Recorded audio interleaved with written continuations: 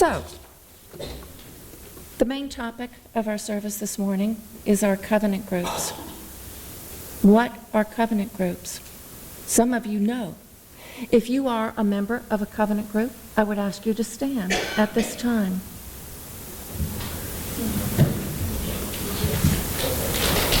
Wonderful. Thank you.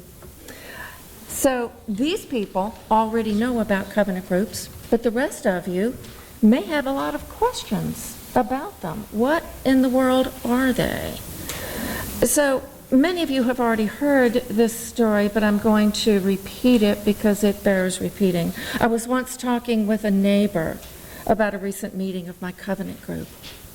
She's a delightful woman whom I think the world of, despite the fact that she's ultra-conservative and looks askance at this liberal church home I've found.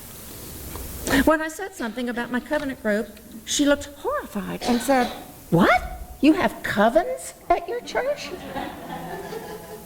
Now, while covens are absolutely fine with me, a covenant group is most definitely not a coven. Covenant groups or small group ministry programs exist here and in many other Unitarian Universalist congregations as a way for people to explore their deepest understanding of life in the midst of a community of faith.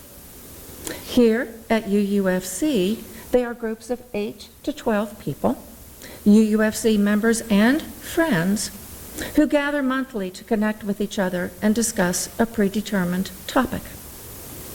The sharing and deep listening that take place foster intimate connections and a sense of shared community that are often difficult to achieve in a growing congregation such as ours. While these are not support groups, members do support each other by listening compassionately, empathetically, and caring for and helping each other when the need arises. They're called covenant groups because each group creates its own covenant, which outlines the rules they choose to abide by in their meetings. Covenants usually specify when and where the group will meet and list behavioral expectations, such as speaking one at a time, listening and speaking respectfully, and maintaining confidentiality. Why do we need covenant groups? Why are they so important? Why do so many people say that covenant groups are one of the best things that UUFC has to offer? UU religious philosopher Henry Nelson Weeman perhaps said it best. No man can live this religious life alone. He must have the fellowship of others who are trying to live in this way. This is so because the human personality, above all things, is a social entity. It is created by association and shaped by association. Interchange of thought and feeling with other persons is the very breath of the life of personality. As the organism must breathe to live, so the human personality must communicate to live. The most potent group in which to foster the distinctively religious way of living is small in number. It must be few enough to permit personalities to interact freely and know one another deeply. One of the purposes of such fellowship is to dissolve away inhibitions, to illuminate the dark areas of personality, and to make individuals more translucent to each other. Human personality cannot grow and flower in dark crypts of social isolation. It must have the sunshine and rain of understanding and sympathy. That's what covenant groups are all about. So, you say, tell me more about these covenant groups we have at UUFC. Well, to start with, each group has a trained facilitator and often a co-facilitator as well. Most of our groups meet once a month on a regular day, such as the first Tuesday or the third Thursday. Most meet in the evening, while we do have one that meets in the morning. Most meet at Founder's House or here in the library in the main building. Meetings usually last an hour and a half. Some groups take turns providing refreshments. The format of covenant groups varies from one group to another, but most follow the same general pattern. First, opening words are read, and a chalice is lit. Some choose to begin with a short meditation. Then, members check in with a brief update about how they're doing and what's going on in their lives. The majority of the time is then spent on discussion of a predetermined topic. In some groups, members check out with their final thoughts on the topic. To conclude, closing words are read and the chalice is extinguished. Each covenant group chooses its own topics, so they cover quite a broad spectrum from the spiritual to the more secular. Sometimes the facilitator comes up with a topic, and sometimes the members of the group suggest topics that they would like to discuss. Some maintain a consistent theme, like our two spiritual groups, who discuss exclusively spiritual topics, while others take on a wide range of eclectic topics. Up to a week before each meeting, the facilitator sends out the topic and any related readings and/or pertinent questions for discussion. So, what kinds of topics are discussed? Here's just a sampling. Sacred places, ethical reasoning, balance, approval, gratitude, prayer, forgiveness, peacemaking, intergenerational understanding, letter to my younger self. That's just a sampling of some of the topics that our groups have undertaken. As they discuss these topics and share their stories, members challenge each other's minds, touch each other's hearts, nurture each other's souls, and thus strengthen their relationships with each other. There's almost always a generous dose of laughter thrown in, and sometimes tears of sadness and compassion as well. The important thing is the sense of intimacy and caring fostered by these groups. When I first started coming to UUFC about 15 years ago, I attended Sunday services regularly, some might say religiously, and I joined a few committees, but I still felt like a bit of an outsider.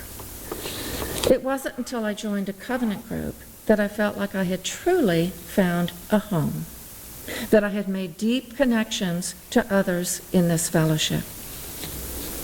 Now, I could stand up here and talk on and on and on about covenant groups, but I think it might be better to actually show you what goes on at a typical meeting.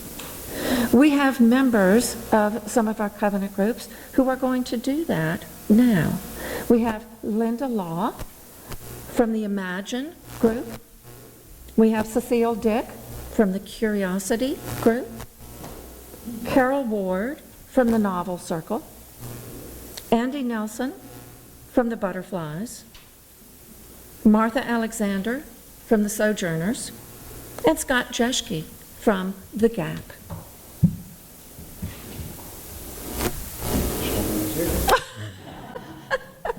You have in your bulletin what would have been sent out a week or so ahead of time.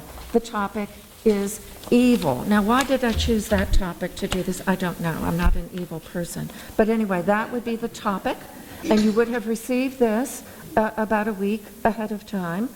And so the chalice is lit, and the facilitator, who was going to be Linda today, reads opening words. Yes.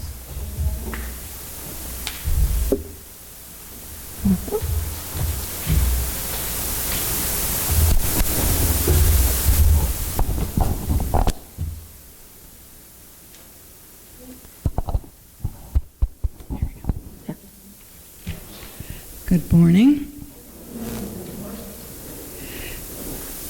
These are words written by someone named Mark Bellatini. We are here to follow the promptings of our deepest heart. We are here with expectations, alive, spoken and unspoken.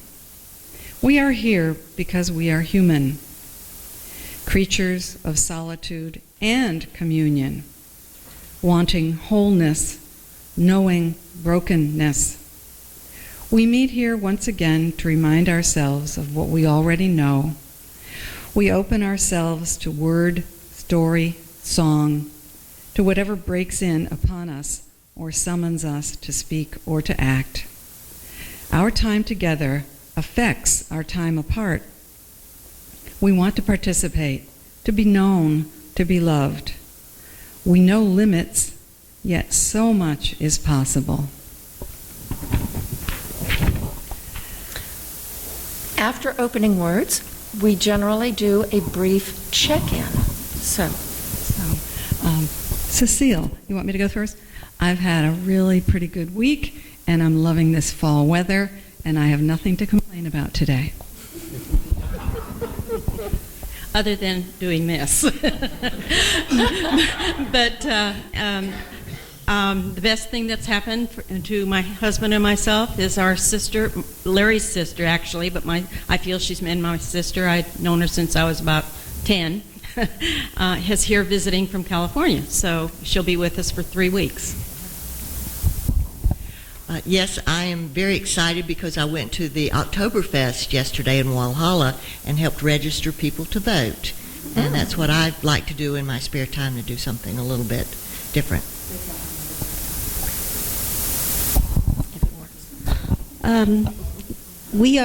Dell and I are looking forward to driving up to West Virginia and then on to Baltimore and then back to Raleigh, North Carolina in a couple of weeks, and to see how my 3- and 5-year-old grandchildren have grown.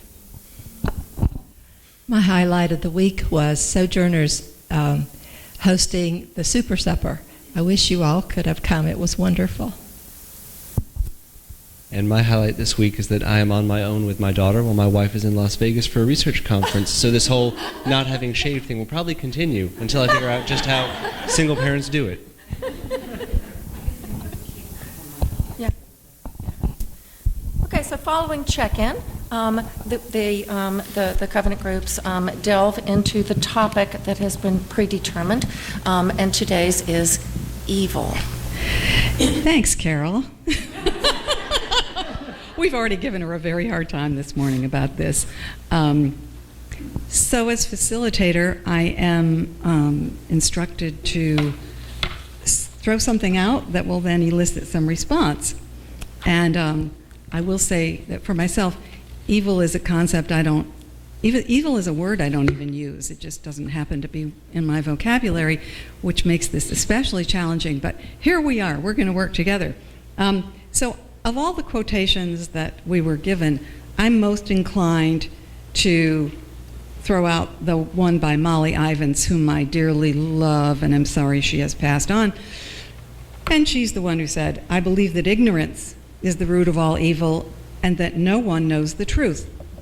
So how does that strike you all? Who has a reaction to that? Grab the mic and go. Hey, to me, it suggests that sometimes the evil that we do is unintentional because we try to do good, but if no one knows the truth, we don't know what good is. So for me, I don't know if I agree with it, but it strikes me as a very powerful suggestion that not all evil is intentional. I believe evil is the mean things that humans do on purpose, be it to other humans, non-human creatures, or any part of our natural world. Hold it up like this. I believe that all people are basically good, and that evil is a concept that's learned, so it's hard for me to see innocent people being evil because I've seen Scott's baby, and that baby has never known evil or seen evil. And that's just sort of like the only thing she can do is learn evil, but she won't learn it from her parents. Well, so, interestingly, Scott, you said you focused on the concept of it being sort of unintentional harm. Did I understand? Sometimes. And Martha, I think you said intentional. And Carol said, basically you were talking about the inherent worth and dignity of every person, which is our first principle in Unitarian Universalism, which means, I think, that you come into this world without, as the traditionalists would say, sin. You might mess up pretty badly, but you come in with a clean slate. Is that what you're saying? Okay, so who would like to talk some more about these variances of what Andy's ready for the mic. I have to hold one so that I can facilitate. I remember a therapist a couple of years ago telling me at the time, and maybe it was probably about 12 years ago, and that there was a new thinking that some people are just wired a certain way. And the therapist, at least at that time, had come to the conclusion that there was only so much that they could do to change their deepest, longest behavior. I kind of feel that I'm a little bit off the path from what we've just been talking about. I think that there are some people that are just, they do start out that way for whatever the reason. I do believe it. And I don't think that anything can actually change them. I'd like to hear more reaction to that. If you could, Andy, also give an example. Because I believe that people are born good. That's the problem, because they learn evil. They're not born evil. Nobody is. I just don't think that you're born you're born or created that way. All people are good. They only learn to be bad. The song goes, they have to be carefully taught. And that's what I believe too, Carol. But Andy, you're talking about disturbed people who will do horrible things, and some people are wired wrong. That's what some therapists believed at the time. And if any of you have ever known someone who was even aware of whatever their personal difficulty was, and had gone through therapy and medication and everything you can think of, but still couldn't do anything about it. And I know it sort of sounds like a cop-out, but I know Carol's shaking her head. Cecile needs a chance to talk. I don't know. My husband and I have watched the series on PBS about the brain, and I certainly am not one to profess all the details of their discussions, but it basically comes around to different parts of the brain that one is an emotional response and the other is more of a thinking response. And I think there is really some disconnect between those topics. And, again, when you watch certain things, and I think it's terrible, but I think the things that I've learned about what I call ill will, or that type of subject, is that I have seen some situations where they may be a TV movie or something that gives, TV movies even come from some thoughts from somewhere that really show the evil in a child that I've seen that really can burn down the house deliberately and then not have no remorse. And to me, I think that it has to be a disconnect. I feel like it has to be a disconnect in the brain. So we're kind of moving into the concept of, is evil as we see it, and we've had very few examples, but you were talking about a child burning down a house or something. Is evil the manifestation of extreme mental illness or an aberration, biological aberration? Is that maybe something we can consider? What do you all think about that? Scott needs a microphone. To me, that puts a little bit too much of a focus on the individual. I'm not sure how individuals are or are not psychologically, psychosocially conditioned or wired, but when I look at history, I think the most recently evils that have been perpetrated have not been committed by one person. They've been started by one or two people and then propagated by a group. So I think evil becomes a social ill and extends beyond the ability for any one person to fully affect or propagate. So I would suggest that evil is that which passes through a group and is not able to be checked by the group and harms individuals in the group and then the group as a whole. Very interesting, Martha. Hitler did some very evil things. Would we call him mentally ill? I don't know. Let's talk about it. Well, but I wonder too, when you talk about it becoming collective, but what about a mass murderer, an individual? And again, and I'm not saying, and wouldn't even be in a position to know, that typically one of these lone gunmen, and they seem to almost always be men for some reason. And you might add white man. Oh, wait. Let's let Andy finish. Andy, hold your microphone where everybody can hear you. That's all right. Horizontally and close. Like this? No, like this. Like this? No, like that. I'm not a rock star, I'm sorry. You are now, baby. Okay. I don't know, I still want to get back to what Cecile and I were both talking about. Think of other things that people are born with. I can't come up with examples right now, but they are born with them. And I'm sure if we just lend our mind to it, we can think of some of those things.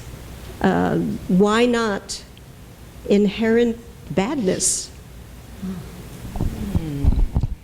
I think it's the question of, is there free will? Is there free will?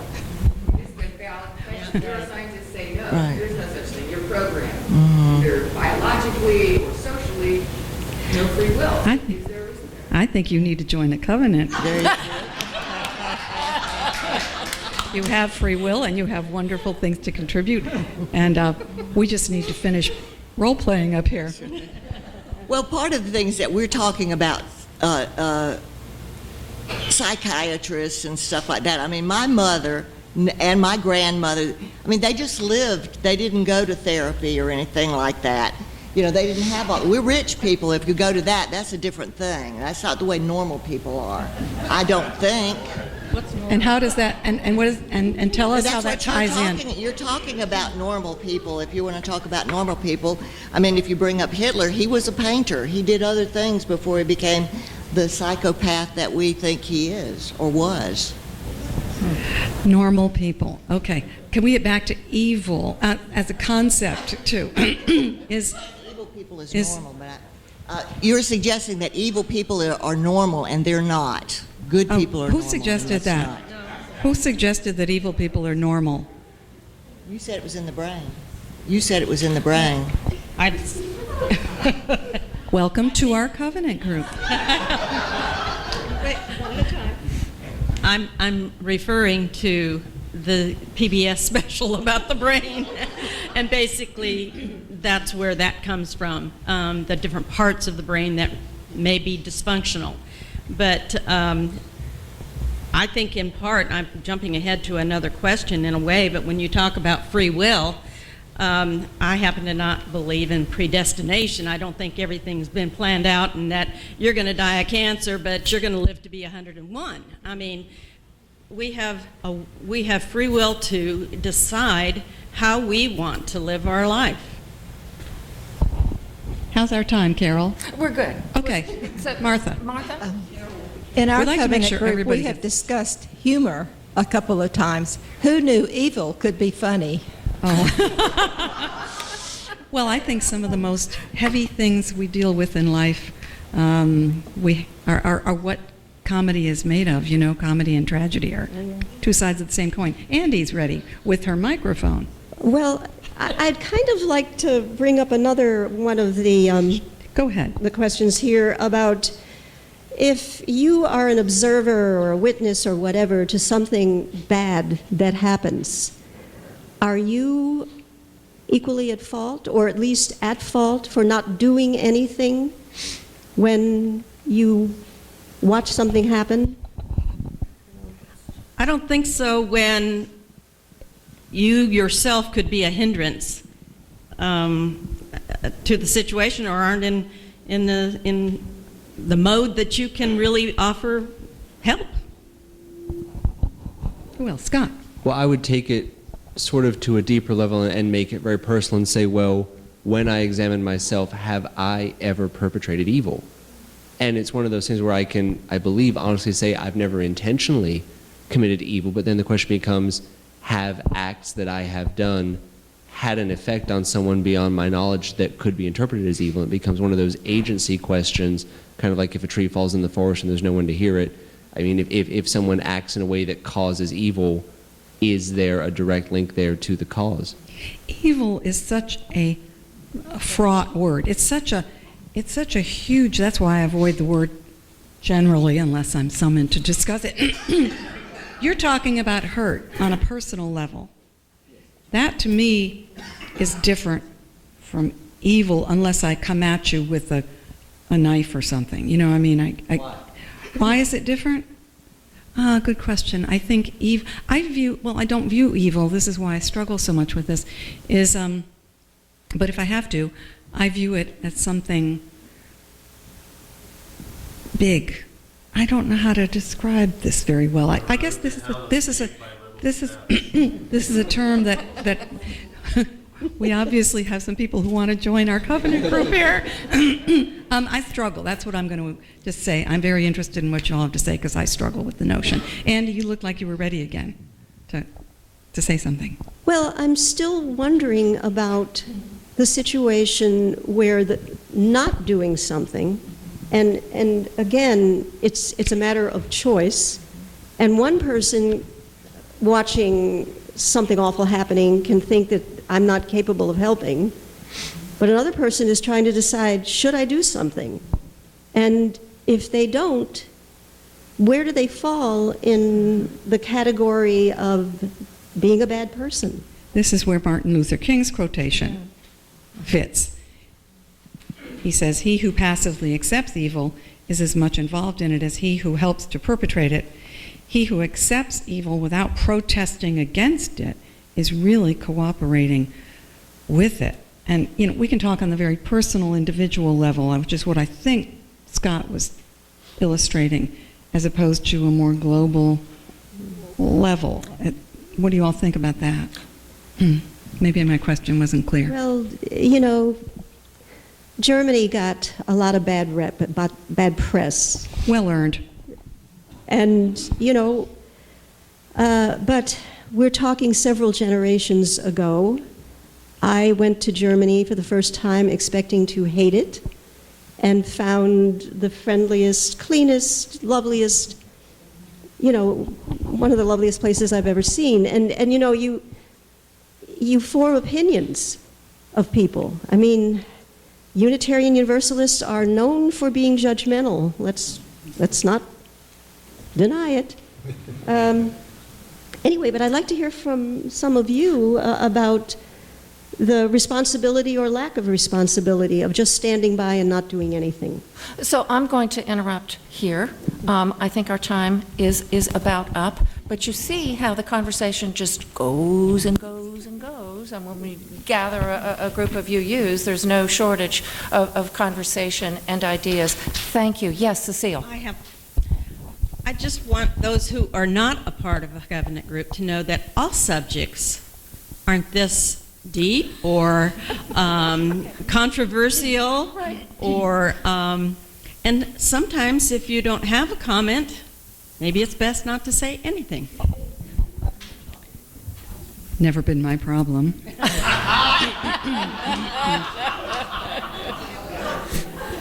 So we have closing words, yes? We do have closing words. Okay. And, we didn't do a chalice lighting because there's already a chalice yeah. lit here, and we're not extinguishing it yet.